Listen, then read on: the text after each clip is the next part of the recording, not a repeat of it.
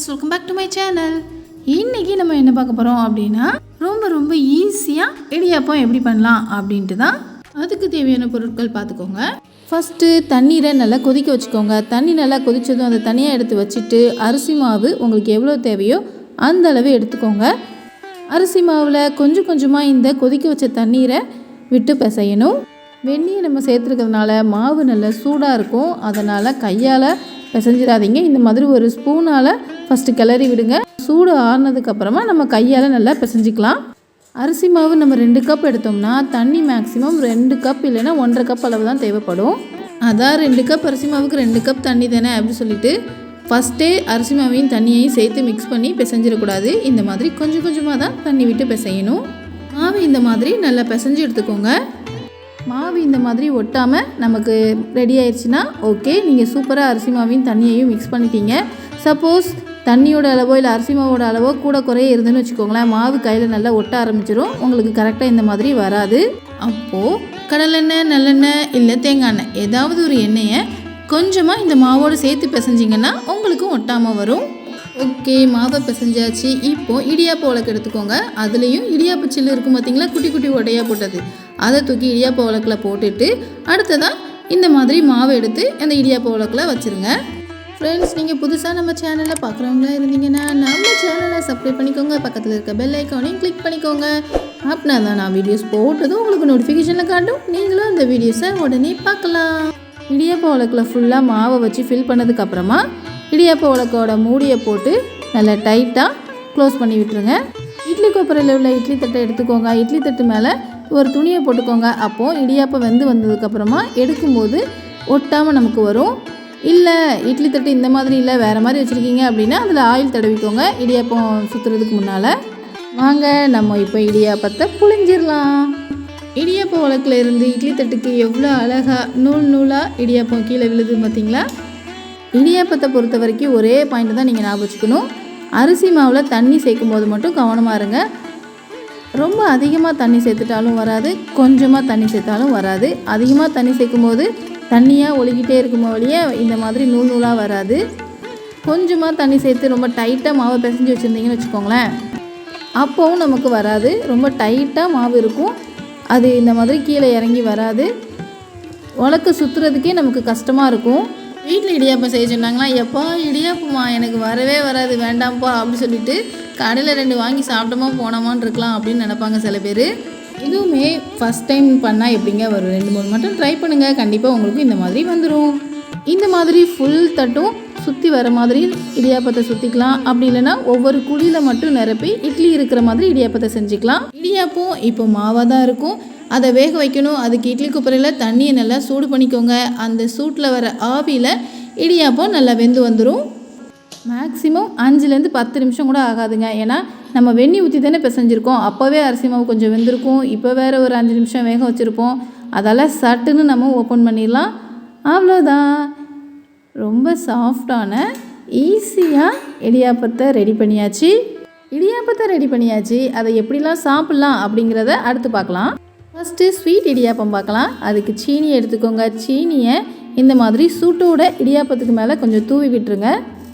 அப்போ தான் இடியாப்பத்தில் உள்ள சூட்டில் சீனி கொஞ்சமாக நல்லா இலகி இருக்கும். அடுத்ததாக இதுக்கு மேலே கொஞ்சமாக தேங்காவை துருவி போட்டுக்கோங்க.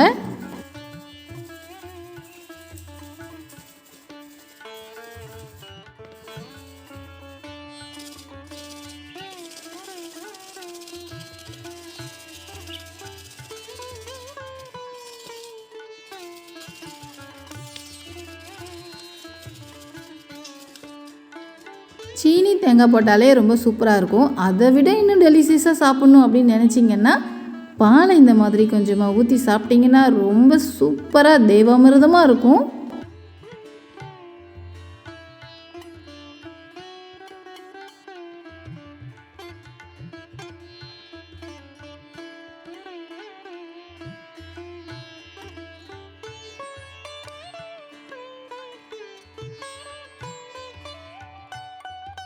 இதுதான் ரொம்ப டேஸ்டான இனிப்பு இடியாப்பம்.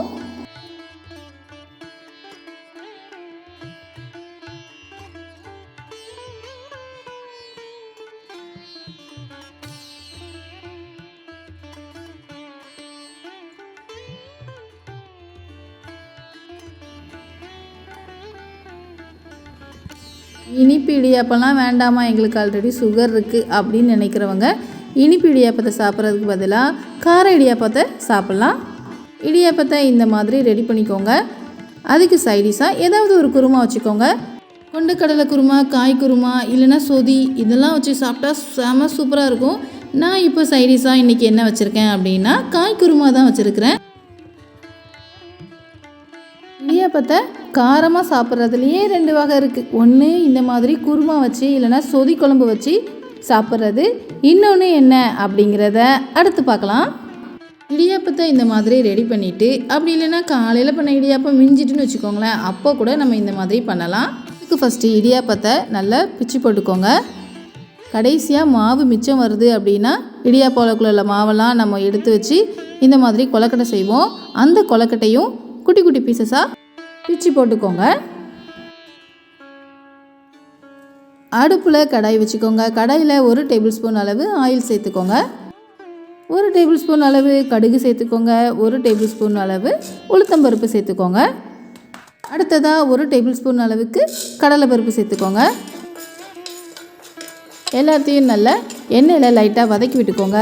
அதுக்கு அடுத்ததாக 2 குச்சி கருவேப்பிலையை இந்த மாதிரி உருவி சேர்த்துக்கோங்க. உங்கள் காரத்திற்கேற்ப நீங்கள் காஞ்ச மிளகாவை சேர்த்துக்கலாம். நான் இங்கே 2 காஞ்ச மிளகாவை காம்பு கிள்ளிட்டு குட்டி குட்டி பீசஸாக கிள்ளி போட்டிருக்கேன்.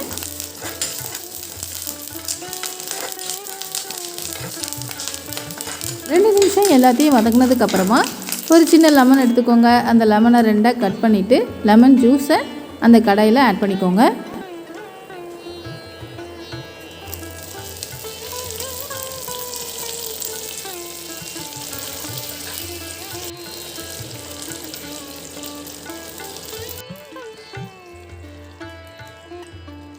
லெமன் ஜூஸ் ஆட் பண்ணும்போது அடுப்பு லோ ஃப்ளேமில் வச்சுக்கோங்க. இப்போ லெமன் ஜூஸை ஆட் பண்ணியாச்சு. அடுத்ததாக மஞ்சள் தூள் 1/2 டீஸ்பூன் அளவு, பெருங்காயத்தூள் 1/2 டீஸ்பூன் அளவு, உப்பு தேவையான அளவு, நான் இங்கே 1 டேபிள் ஸ்பூன் அளவு உப்பு சேர்க்குறேன். இப்போது எல்லாத்தையும் நல்லா வதக்கி விட்டுக்கோங்க.